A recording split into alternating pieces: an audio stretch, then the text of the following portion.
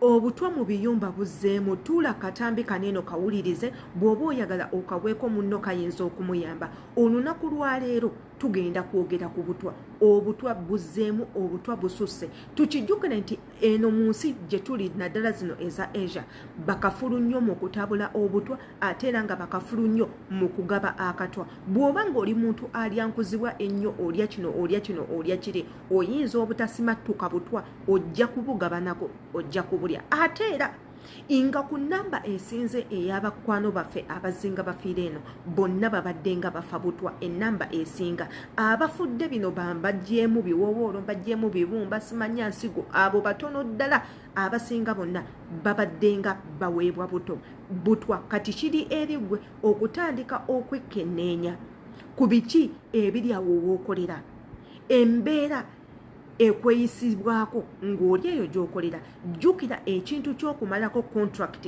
babboosi baffe bangi nnyo tebakyagalira ddala omukozi okumalako contract nga kibanyiiriza ddala era nga ku bo abasinga okuweebwa obutwa be bano mmazeeko contract mbuzaayo myezi 3-4 okuddayo ewaka atandika mangu okupulaningira anti bwakugamba sigala nkyakwetaaga n'omuwooleza ogenda mu bwangu ng'agamba ono yajja kunziba kati kankuko myeyo nkulungire akatwa ogende ngo okalidde ofiire mu nnyonyi. Kankuwe akatwa ogende okuva ewange ofiire ku kampani. Kankuwe akatwa otuuke ewammwe nga wakateekawo bwoti ekigere ogweri ofe. Muyina okwegendereza. Olwaleero tugenda kwogera ku nsonga eyo ey'obutwa obumanya kyana tebakuwadde obutwa na ki ky'olina okukola ekisookebwako. Yenze Adita wano wennyini ku page gifollowing kwata mu link jam ku YouTube channel waliwo obutambi bw'obutwa bwe twazenga tukola obw'enjawulo okuva mu bantu ab'enjawulo. Jangu osubscribing okwate ku notification bell buli video gye tuteekeyo eberenga ekutuukako. Teweerabira kubeera nga okomentinga kijja kubanga kituyambe. Yeetaaza okunkubirako naawe ekyokola okimanyi nti gye ndi ku Instagram nkosa Shila Adita page following Instagram page yange osobole okunkubira essimu eyitewo mu onsindikire message eyitemu ng'omaze ku following. Ensonga z'obutwa zisituse buto. Otegeera otya nti nno bakuwadde obutwa?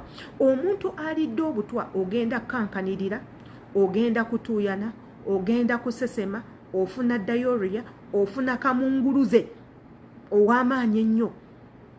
Ogenda kuwulira nga tokyasobola kussa olw'ensonga otaddemu substance etayina kubeera mu mubiri gwo ekyankalanyiza omubiri gwo omusaayi n'etandika okukyankalanya engeri omubiri gwo gye gulina okukolamu ng'ekoseza ebintu by'omunda. Kati bw'ofuna ezo sayinzi zonna olubuto olukuluma omaze okulya ekyokulya olubuto ne lukuluma n'otandika okuddukana n'otandika okusesema emmeme ekusindukirira otandise okutuuyana olw'osinze movement tokyasobola kuyimirira yadde okutambula manyirawo ogenda kukola otya immediately sign ezo woziraba kwatirawo eglaasi y'amata obeere nga ogiwuuta. Mata ki gw'olina okunywa? Amata agannyogoga si malungi ga kukozesa, amata agokya si malungi ga kukozesa.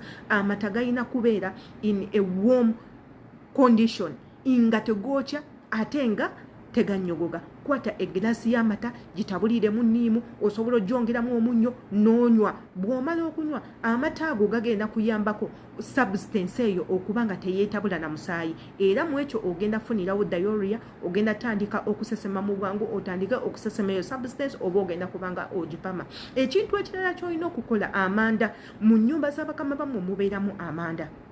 Amanda ago batera okugakozesa mu biseera bya winter oba abamu ku bo balina enku ebyoto mu nnyumba amanda ge babeera nago. Amanda ago gwe ng'omukozi gakwate obeerenga nago. Oli wa ddembe buli lw'omala okulya n'okwatako eri amanda go n'ogakuba mu powder n'ogatabula mu caayi n'obeera nga oganywa. Amanda ago malungi. Ate era waliyo n'amakerenda mu ddwaliro mwe be batera okutwalatwala mu pharmacy weebuuse ogule amakerenda ago agaccako gyegali era amakerenda ago agaccako malungi nnyo. Bw'omala okulya ekyokulya tegakola ku butwa kwokka wabula n'okwoza mu mubiri gwo buli kikyafu kyonna ne kibeera nga kifuluma. Obutwa bwanjawulo. Jjukira waliwo obutwa nga bwangu bwakujjanjaba n'obutwa obutali bwangu bwakujjanjaba naye ng'ala first aid obeera ogyetaaga gwe nga omuntu.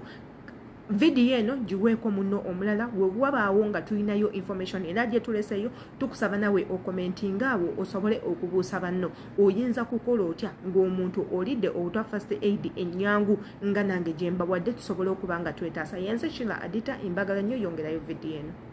Mula wano teri kunzizaayo. Omusajja yagamba bamusasula emyezi 3. Omusajja agenda kunzita. Nze nkugamba nze mmanyi ekiri wano Mula. Ne mu buliri bw'ensula baataddemu eddagala. Owulira emmere gye bampa buli lunaku bateekamu eddagala. Ebintu byenjoza bw'olekawo amazzi osanga bataddemu eddagala.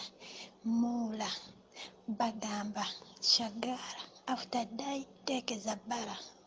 Buli kimu ekyogerwa wano nze nkimanyi kuba nze kati olulimi nduwulira naye okubyogera naye nduwulira. Mula bagenda kunzita omusajja abala nakuntwala ku ddwaliro kunkuba mpiso kuba ne abantu be bamugambye antwale ku ddwaliro bankuba empiso. Leero omukazi aŋŋambye Fatina yanguwa nesita akulinze. Nengamba what? Nenebuzabuza nenyingira mutoyi nampita nga ndi mutoyi nkoko na luggi olugiza omusajja n'asimbula n'agenda. Bagenda kuntwala mu ddwaliro kunkuba mpiso. Mula bagenda kunzita. Nze nkugamba ekiri wano kirala. Maama w'omukazi waali wano kakusindikirako eddagala lyennaku. Nzeeyo omusajja azze balayika bo bagenda kunzita siina kyemmanyi bannaaye. Musajja azze natwala ssente zange zonna buli kimu. Kati banzizizza mu mmotoka kati simanyi oba bagenda kunkola ki siina kyemmanyi.